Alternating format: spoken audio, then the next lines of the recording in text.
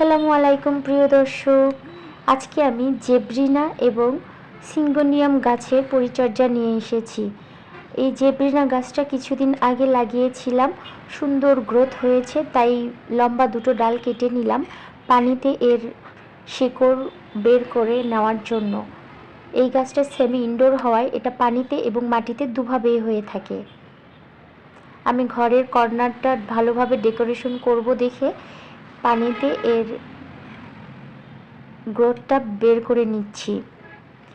আর এটা হচ্ছে আমার সিঙ্গোনিয়াম গাছ, কিছুদিন আগে তোমরা এর ভিডিওটা দেখেছিলে।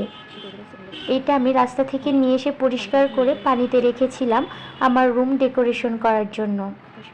তো দেখেন আজকে কি সুন্দর শিকড় বেরিয়ে গেছে এবং গাছটা অনেক সুন্দর হয়েছে। আমি পানি পাল্টে দিলাম, 5-6 দিন হয়ে গেছে, এই জন্য পানি পাল্টে দিলাম।